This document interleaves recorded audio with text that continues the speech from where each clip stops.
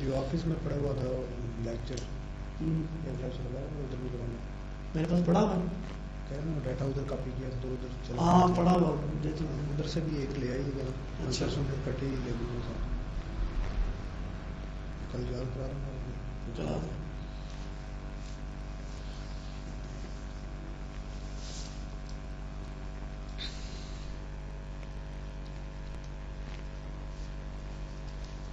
ये सारा उसने स्क्रिप्ट जनरेट किया सारा। अगर आप डेटाबेस क्वेश्चन को समझना है तो स्क्रिप्ट को अगर आप पढ़ेंगे बड़ा कुछ समझ में अभी ना उसको पढ़िएगा कुछ कमांडें आगे पढ़ लें फिर स्क्रिप्ट को पढ़िएगा। ये उसकी बैच फाइल इसको जब आप क्लिक करेंगे ना तो ये सारे स्क्रिप्ट आपको चल पड़ेंगे। इसको अगर इसका कोड देखना है तो उसको राइट क्लिक करके पता ही होगा आपको। ये देखें ना मेक डायरेक्टरीज कमांड प्रॉम्प्ट पे जाके वो ऑटोमेटिक क्या करेगा कमांड प्रॉम्प्ट ओपन करेगा सारी डायरेक्टरी बना देगा अपने अपनी जगह पे। जो डीबी का नाम आप नाम दोगे उस नाम से वो क्या कर देगा डायरेक्टरी ये नहीं जो मैंने अभी 10 GB दिया था उसी नाम से वो डायरेक्टरी वगैरह बना देगा। और ये सारा वो करेगा सारा वगैरह। ये नया इंस्टेंस बनाने की कमांड है सेट। ये जो सर्विस यहाँ पे बनी है ना ये वाली इसको क्रिएट करने की ये कमांड है और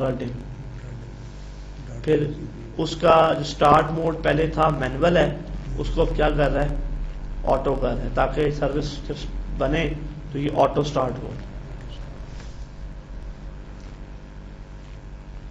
ठीक है और उसके बाद कुछ स्क्रिप्ट वगैरह रन कर रहा है।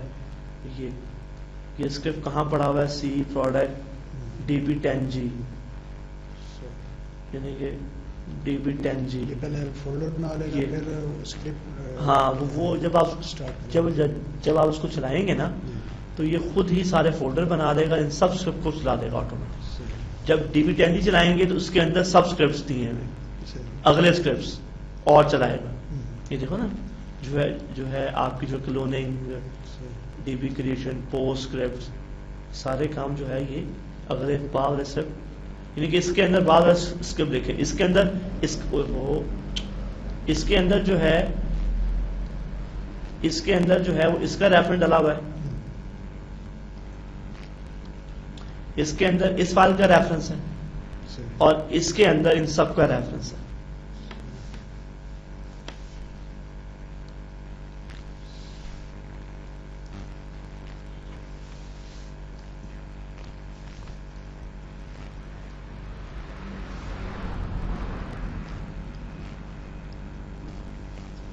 सर्वर पे तो काफी बड़ी बड़ी रैम वगैरह लगी हुई है। हाँ जी बिल्कुल 4-4 GB तो अगर सारी मेमोरी दे दी जाए सारी मेमोरी उसको दे दी जाए इनको ऐसी या ओरेकल इंस्टेंस किसको ओरेकल इंस्टेंस की है बनाएगा ओरेकल इंस्टेंस बनाएगा जो रैम है उसको अगर सारी दे दी जाए जिस ओएस का आपका यूज करेगा ओएस का क्योंकि ओएस के ऊपर अगर ओएस की स्पीड ठीक होगी तो ऑरेकल चलेगा ना।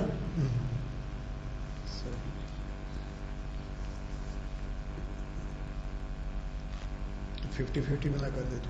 हाँ इस तरह कर देते तो मैंने जितना हो सके मैंने कम रखी है। मैंने कितने रखी है जो 250 रखी है 200 ऐसी 25%। हाँ 25%।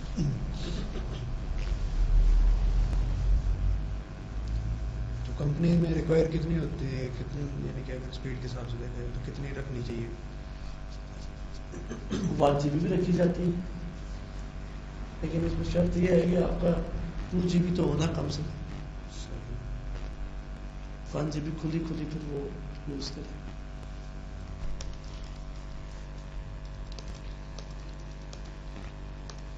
तो आपके मैंने कंपनी में 10 जी है 9 चल रहा है 10 जी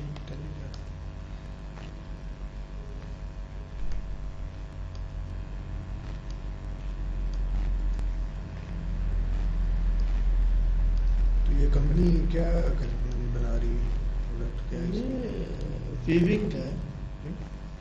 वीविंग है होजरी है गारमेंट्स है।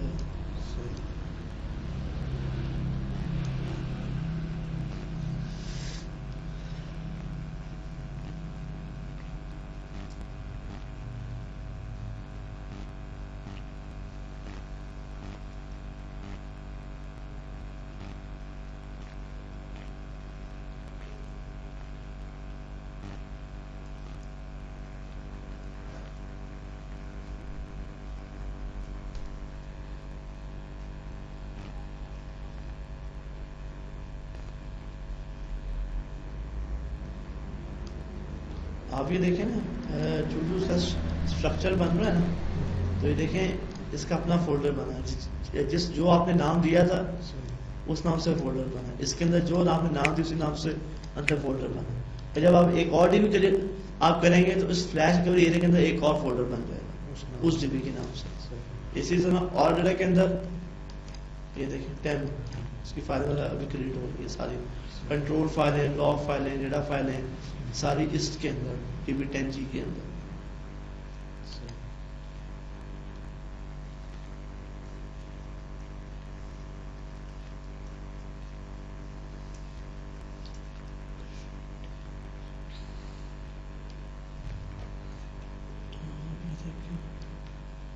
सर्विस नहीं क्रिएट हो रही है, ये देखिए DB10G का ये लिस्टनर क्रिएट हुआ है, ये उसकी DB कंसोल भी हो गया स्टार्टेड है, अब कुछ और कर रहा है, अब सैंपल स्क्रिप्ट वगैरह चला रहा है।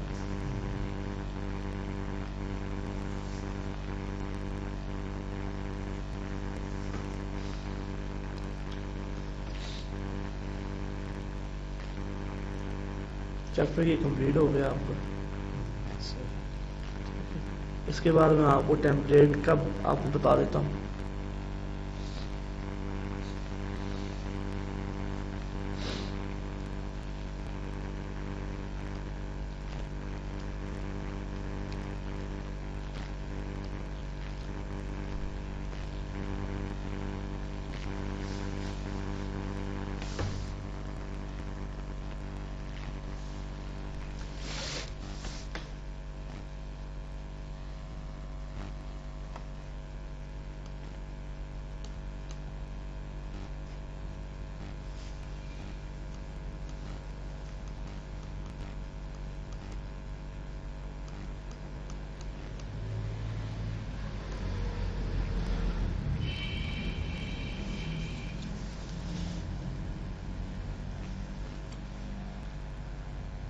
जी, आपके सामने जो इसका URL बनेगा उसको ओपन करने के लिए वो क्या है, डेटाबेस का नाम तो ये हो गया ना, DB10G kohinoorbuilds.com, सेट हो गया DB10G, जो आपकी ये होती है SP फाइल, इस फाइल में वो सारे पैरामीटर लिखे हुए जिसपे वो देख के पढ़ता है।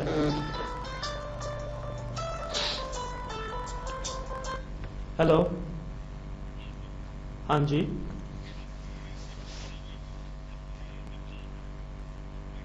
हाँ जी बिल्कुल जी, अजी रेंट पे किराए पे है, हाँ जी 20,000 रुपया। नहीं जी अपने रेंट पे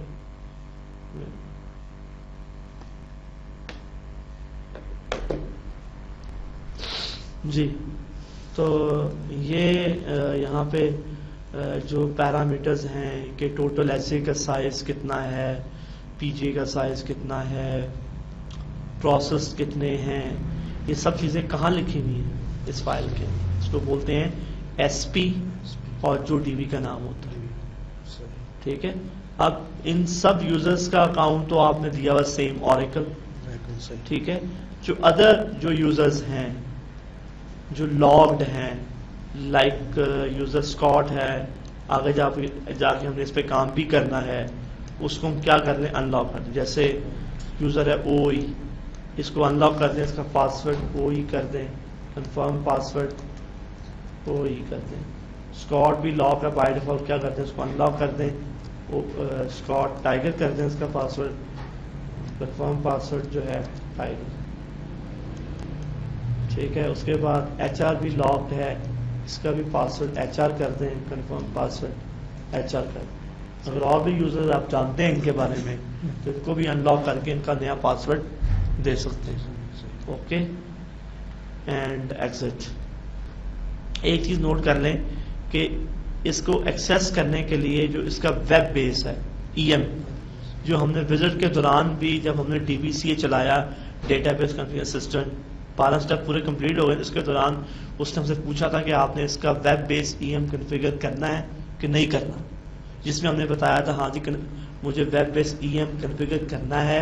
मैंने अपना ईमेल का आईडी भी बताया था, उसमें अपना कंपनी का मेल सर्वर भी का उसका IP बताया था, और बैकअप की जो स्ट्रेटजी है उसके बारे में मैंने कहा था कि रात को डेली 2 बजे बैकअप, उसमें मैंने अपने विंडो का यूज़र नेम एंड पासवर्ड भी दिया था। तो ये सब चीज़ें, ये इसको याद रखिएगा।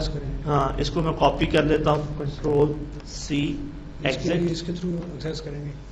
हाँ, इसके थ्रू जो इसकी जो मैनेजमेंट है डेटाबेस की, इसके थ्रू करेंगे EM वेब बेस।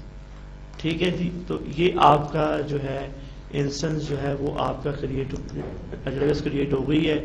ये टास्क मैनेजर है विंडो का, पता ही है आपको, जितने भी विंडो में प्रोसेस चल रहे होते हैं हर एक का प्रोसेस, लेकिन फ्लैश रिकवरी उसका प्रोसेस चल रहा है। ठीक है, जो एंटीवायरस है उसके प्रोसेस चल रहे हैं। तो यहाँ पर अगर मैं देखूंगा सबसे ज्यादा प्रोसेस कौन सा ले रहा है, Oracle.exe। जो पूरा जो Oracle इंस्टेंस इससे जो मेमोरी में चल रहा है, जिसका Oracle इंस्टेंस है, बैकग्राउंड प्रोसेस मिलू के टोटल इसकी फाइल बनी हुई Oracle.exe, इतने बाइट्स, इतने मेमोरी इसने कंज्यूम की हुई है। जो आपका DB कंसोल चल रहा है वो ये जावा की सर्विस आपकी चल रही होंगी। ये आपकी विंडो की, ये फ्लैशबैक की है, ये आपकी TNS जो है ये उसके लिस्टनर की है, ये भी आपकी जो है EM की है। इसमें ये MS शील्ड, ये आपका एंटीवायरस है। डिफरेंट यहाँ पे प्रोसेस आपके चल रहे हैं। तो बताने का मकसद ये है कि यहाँ पे Oracle का भी प्रोसेस चल रहा है। ठीक है, क्लोज। अच्छा, अब इसका EM चलाने के लिए यहाँ पे आप देखें वो 3 सर्विस आपकी बन गई हुई हैं। DB कंसोल, DB10G, उसका लिस्टनर तो पहले था, IC++ भी पहले था। हाँ, DB उसकी डेटाबेस की सर्विस वो बन गई है। ठीक है, अब इसको सर्विस तो ये सारी बन गई हैं। अब उसको जो हमने बनाया है, ये पूरा स्ट्रक्चर जो है वेब बेस कैसे एक्सेस करना है, उसको एक्सेस करेंगे ब्राउज़र, या अगर आप देखेंगे, अगर आपको नहीं भी याद, नहीं भी कॉपी किया, तो यहाँ पे जाएंगे जहाँ पे 1110G इंस्टॉल्ड है, ये देखें वो लिंक यहाँ पे आ गए। DB10G का अगर यहाँ पे एक और बनेगा तो यहाँ पे एक और लिंक आ जाएगा, लेकिन मैंने पहले वाली ORCL को डिलीट कर दिया, नया बनाया इस वजह से वो नया वाला आ गया। तो डायरेक्ट ये आपको उस पेज पे ले जाएगा, या आपको लिंक ज़बानी याद है तो ज़बानी लिख देना। ठीक है, तो अब वो उसका लॉगिन पेज जो है वो हमें दिखाने वाला है। ठीक है, यहाँ पे मैं क्या देता हूँ, sys, और उसका जो पासवर्ड है वो क्या Oracle है, और किससे लॉगिन होंगे, एज ए sysdba। यहाँ से लॉगिन, अगर किसी और से हो जाए तो फिर हाँ, नॉर्मल sys को या sys ऊपर से करेगा या sysdba से करेगा। नॉर्मल यूजर होंगे आपके स्कॉट सिस्टम, उससे करेगा। जो भी यूजर फर्स्ट टाइम कनेक्टेड होगा तो एक एग्रीमेंट आएगा भाई ये उसमें डेटाबेस डायग्नोस्टिक पैक्स हैं, कोई ट्यूनिंग पैक्स हैं, कॉन्फ़िगरेशन मैनेजमेंट पैक है, डिफरेंट पैक्स हैं। तो कह रहा आई एग्री, और ये सब चीज़ें एग्री हैं। ठीक है, तो यहाँ से एग्री करना, ये फर्स्ट टाइम आएगा, दोबारा बार नहीं आपसे पूछेगा, फर्स्ट टाइम होगा। तो आपके सामने जो एक होम पेज आएगा वो डेटाबेस कंसोल का ये कहलाता है होम पेज। ठीक है, देखें ना, आपने इंस्टेंस का नाम क्या दिया था, dbname.kohinoormills.com। ठीक है, तो उस हिसाब से देखें यहाँ पे जो CPU की जो परसेंटेज है वो यहाँ पे दिखा रहा है, वो विंडो पे भी दिखाता है आपको जो टास्क मैनेजर पे जाके। तो ये वो सब चीज़ें हैं। हम मजीद अब आगे हमारा काम सिलसिला आगे यहाँ से शुरू हो जाएगा। जो नेक्स्ट जो हमारा चैप्टर दिखा रहा है, ये जो हमने रखी थी 25%, वो नहीं 25% वो नहीं है। टास्क मैनेजर जो है CPU, ये चीज़ जो इसका अभी तो आइडल जा रही है ना, अभी जब इसको आप रिफ्रेश करेंगे तो उससे कोई और CPU होस्ट होगा। अभी तो पुराना दिखा रहा है, रिफ्रेश करेंगे देखिए नीचे आ जाएगा ग्राफ आपका। अभी भी 25 है। जो आपकी जो एवरेज है ना, जो आपका ये जो ले रहा है यूजर ले रहा है प्रोसेसिंग CPU की, टोटल CPU जो Oracle है, ये जो Oracle ले रहा है, ये इसकी यूजेज जो है कम या ज्यादा होती है, तो ये एवरेज क्या जा रही है, इसकी 25% जा रही है। ठीक है, तो आज इतना काफी है। सिंपल एक हाँ वो टेम्पलेट के बारे में आपको बता देता हूँ मैं आपको। दोबारा चलाया डेटाबेस कॉन्फ़िगरेशन असिस्टेंट, तो यहाँ से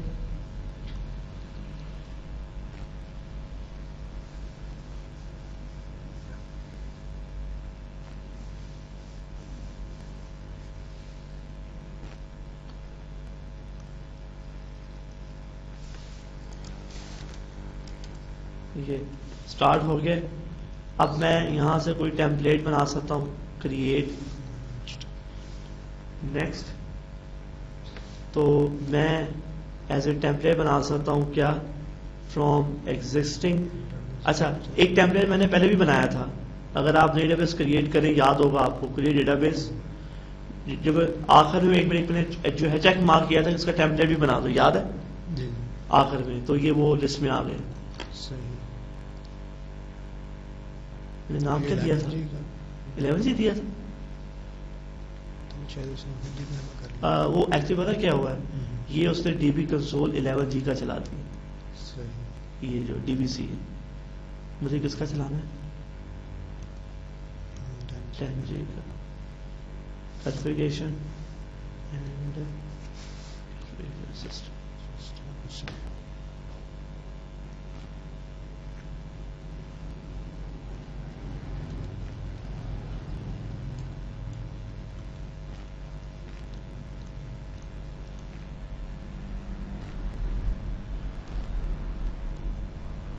ठीक है, नहीं बनाता हूँ, 10G का टेम्पलेट।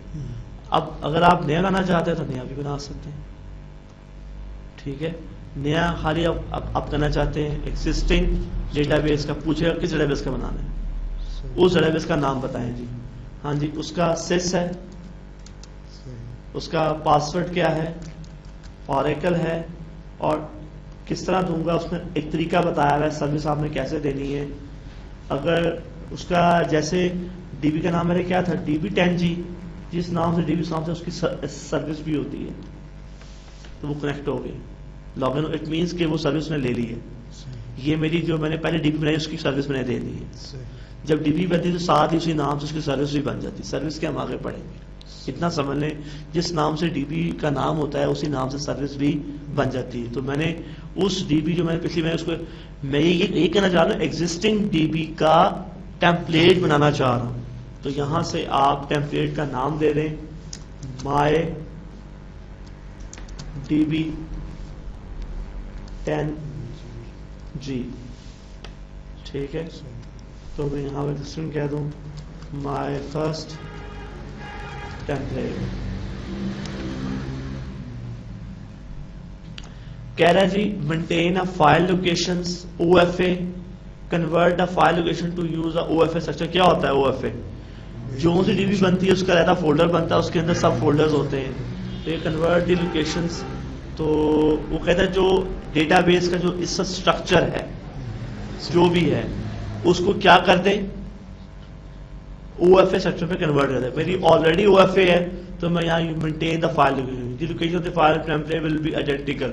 जो टेम्पलेट में फोल्डर का स्ट्रक्चर होगा, क्या होगा, जो टेम्पलेट में, जो मेरी डेटाबेस के अंदर, जो जिस डेटाबेस का टेम्पलेट लेना चाह रहा हूँ, उस डेटाबेस में जो फाइल का स्ट्रक्चर होगा वो पहले ऑलरेडी OFA ही है, फोल्डर के अंदर फिर फोल्डर।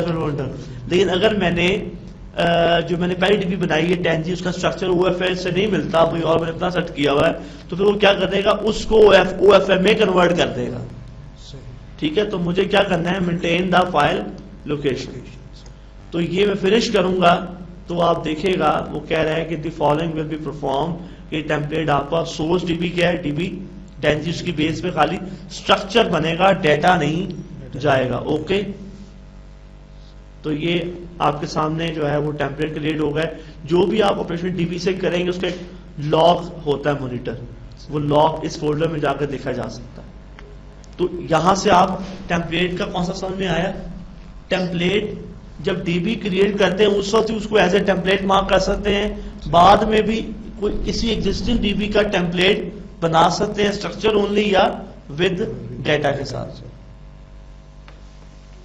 तो ये टेम्पलेट किसी दूसरी मशीन पे जाकर चलाने के लिए बनाते हैं या? हाँ बिल्कुल, टेम्पलेट कोई फोल्डर होता है जहां पे ये आपके टेम्पलेट बनते हैं। मैं आपको फोल्डर दिखा देता हूं। DB1 में जाके यहाँ पे DB1 में जाके यहाँ असिस्टेंट्स में आ जाए और ये देखें DBC है, ये उसके टेम्पलेट सारे बने हैं इसके। ये देखें, नाम देखें, एक्सटेंशन क्या है, .dbc।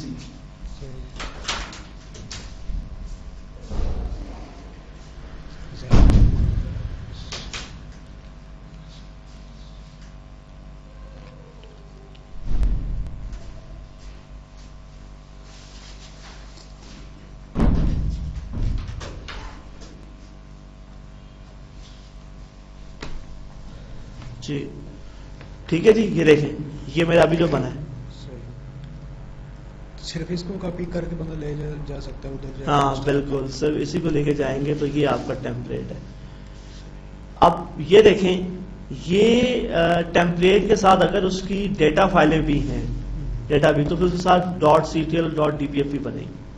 सही। ठीक है जी, तो ये टेम्पलेट बन गया। कहता अगला प्रश्न परफॉर्म करना है, यस। नए जब बनाएंगे वहां जाकर वो टेम्पलेट रखेंगे, टेम्पलेट के उस इसी फोल्डर में जाकर उधर रखेंगे, तो आपके सामने ये टेम्पलेट नजर आ जाएगा। देखो अब जो इसकी बेस पे अपने भी बना सकते हैं।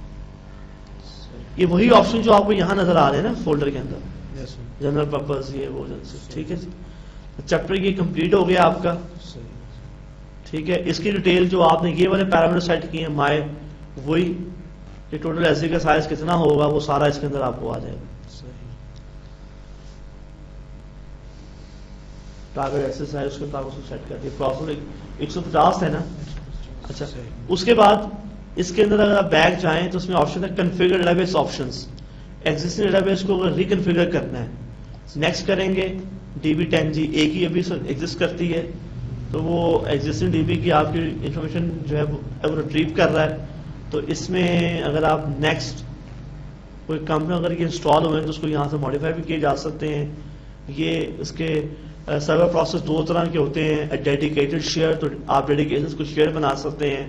ठीक है, बस यही पैरामीटर चेंज, और कुछ नहीं चेंज होता है इसमें। सही। ठीक है, कैंसिल कर देता हूँ मैं इसको। वो जब हम पढ़ेंगे ना शेयर सर्वर, तो फिर आपको बताऊंगा कि किस तरह एग्जिस्टिंग को डेडिकेट से शेयर में कन्वर्ट करना है। सही। और और प्रोसेस मेरे लिए एक ही होता है, और दो तरह के सर्वर प्रोसेस होते हैं, डेडिकेटेड और शेयर। अभी तो हमें पता नहीं, सिर्फ इतना पता है कि सर्वर प्रोसेस उस SGA से कम्युनिकेट करता है। अब वो डेडिकेटेड